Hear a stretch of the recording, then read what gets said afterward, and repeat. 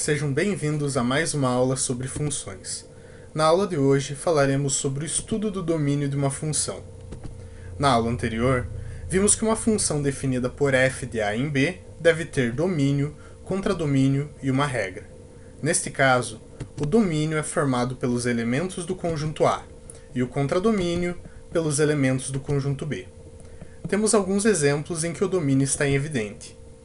Por exemplo, a função f dos números reais nos números inteiros tem domínio de f é igual aos números reais. A função g dos números naturais em números naturais tem o domínio de g igual aos números naturais. A função h dos números reais não nulos para os números reais positivos tem domínio de h igual aos números reais não nulos. Ou seja, temos que os elementos do domínio são os elementos do conjunto de saída. Porém, também nos deparamos com casos em que o domínio não é evidente, onde é necessário o uso de alguns métodos para identificá-los. Veremos de forma detalhada através de exemplos cada um desses casos. Exemplos de casos não evidentes. A. f de x é igual a 2x mais 1. Neste caso, observamos que podemos substituir o valor de x desta função por qualquer valor real, e ela irá resultar em outro valor real também. Em casos como esse, diz-se que não há restrição alguma quanto ao domínio da função, e por isso ele é formado pelo conjunto dos números reais. Exemplo B. f de x é igual a 1 sobre x menos 2. Neste caso, temos uma função cuja variável encontra-se no denominador de uma fração. O domínio dessa função será todos os valores reais para x, de forma que o denominador da função seja diferente de zero. Ou seja, x menos 2 precisa ser diferente de zero. Ou ainda, x precisa ser diferente de 2. Podemos escrever o domínio da seguinte forma: x pertence aos números reais, tal que x é diferente de 2. Ou ainda, o domínio de f é igual aos reais menos o conjunto unitário com o elemento 2. Exemplo C. f de x é igual a raiz quadrada de x menos 3. Aqui vemos que surgiu uma função composta por uma raiz quadrada. Uma raiz quadrada possui índice 2, que é par, e por isso não pode conter um radicando negativo. Então, qualquer número que seja maior ou igual a zero pode pertencer ao radicando dessa função. Ou seja, x menos 3 precisa ser maior ou igual a zero, ou ainda, x precisa ser maior ou igual a 3. Podemos escrever o domínio conforme as duas formas abaixo. Exemplo D. f de x é igual a raiz cúbica de x menos 1.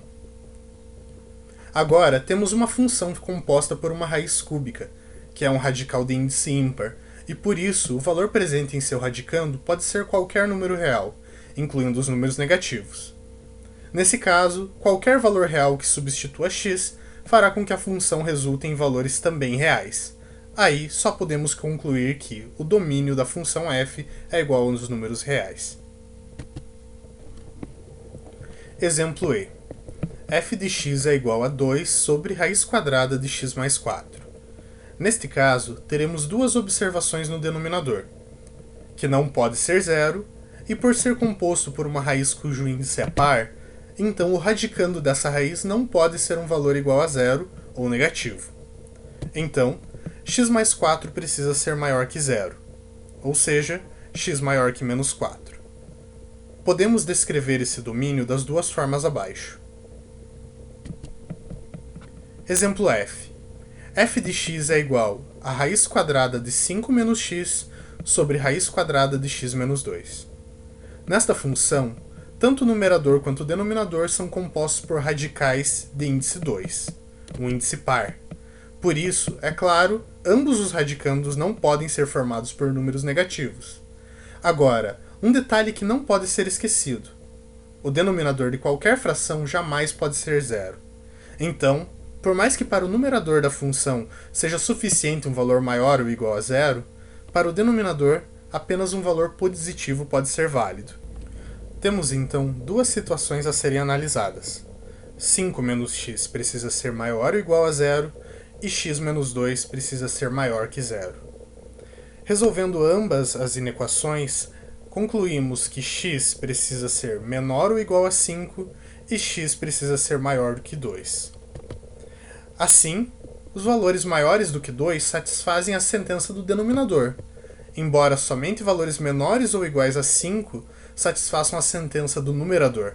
Então, para satisfazer ambas as sentenças, faremos a interseção dessas duas análises.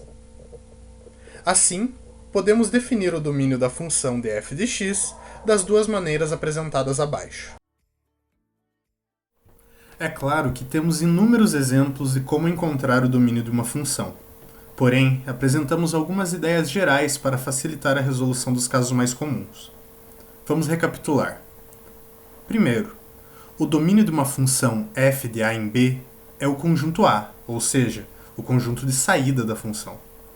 Segundo, é possível que o domínio da função já esteja evidente, ou seja, informado. Terceiro, para encontrar o domínio de uma função, devemos verificar se há restrições na regra da função, de modo que o resultado não represente um número real. Por hoje é isso, muito obrigado por terem assistido o vídeo e até a próxima.